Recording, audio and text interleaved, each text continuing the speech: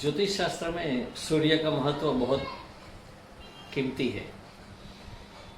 कहने का मतलब यह है कि जब ज्योतिष का जन्म हुआ तो आत्मा के कल्याण के लिए ज्योतिष का देखना जरूरी बनता था और उसी दिशा में खोजबीन की गई है।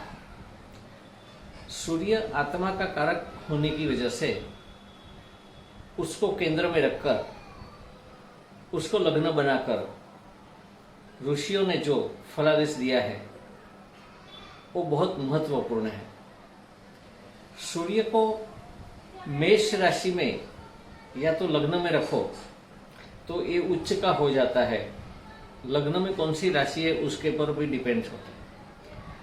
उच्च का सूर्य लग्न में हो तो आत्मा पवित्र होती है, ऊंचे विचार वाली होती है,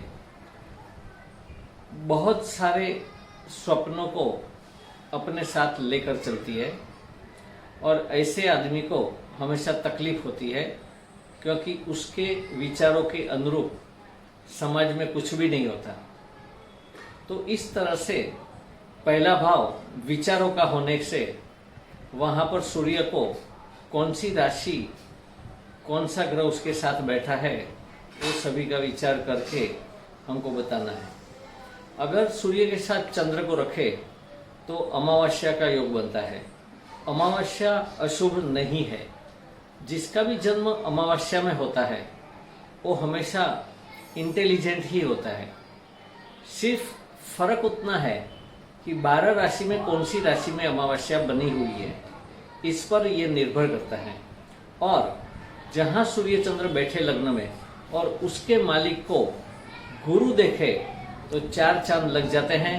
हमेशा उसको कोई भी क्षेत्र में अपने रिसर्च के द्वारा सफलता मिलती है, ये कहा जाता है। लग्न में सूर्य और मंगल की युति को रखे तो यह युति स्वाभिमानी बताती है। आदमी स्वाभिमान रखते हुए बातचीत करने वाला मिलता है। सूर्य मंगल की वजह से उसको पास डेयरिंग होती है काम करने की। ये कभी भी नीचे गिरकर नहीं देखता, हमेशा अपनी ऊंची उड़ान को अपने हाथ में लेकर चलता है। तो ये उसका फल है। सूर्य बुध की युति पकड़े तो ये बुध आदित्य योग पढ़ाई के लिए बहुत अच्छा बनता है। अगर इसको हर एक राशि में पकड़े तो अलग अलग राशियों के मुताबिक उसके फल का उदाहरण मिलता है हमको। सूर्य के साथ गुरु मिल जाए लग्न में तो यह युति धार्मिकता देती है। जैसे कि 2 कम ऊर्ता बोलते हैं पंचांग के अंदर, धनु का सूर्य और मीन का सूर्य। ये बात एकदम गलत है। कोई भी कमूरता नहीं है क्योंकि ये आध्यात्मिकता की निशानी है। उसी दरमियान जब सूर्य गुरु एक होते हैं तो आदमी को पूजा पाठ करना चाहिए, ईश्वर की प्राप्ति के लिए ज्यादा से ज्यादा प्रयत्न करना चाहिए। ये योग बनता है। सूर्य के साथ शुक्र को रख दे लग्न में तो ये थोड़ी ज्वलनशील क्रिया होती है। आत्मा को ठंडाई नहीं होती। शुक्र थोड़ा ब्राह्मीण होते हुए, शुभ ग्रह होते हुए भी कंजूस है।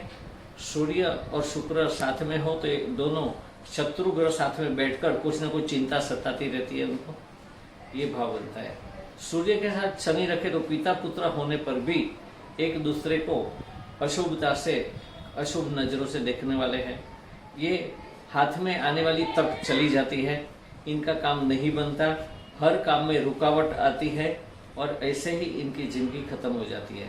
सूर्य के साथ राहु को रख दे तो एक ग्रहण योग हो जाता है। ग्रहण योग में कुछ भी अच्छा नहीं दिखाई देता, सपनों का विचार का ढंग होता है और इन्हीं विचारों के द्वारा आदमी जिंदगी भर उलझा हुआ रहता है। सूर्य और केतु को रख दे लग्न में तो ये मोक्ष कारक केतु, ध्वजा का कारक, सूर्य आत्मा कारक दोनों मिले तो ये बहुत ऊंचाइयों पर आध्यात्मिकता का लेवल अपना उठाते हुए आदमी को अच्छे क्षेत्र में लेके जाते हैं और धार्मिकता प्राप्त करवाते हैं।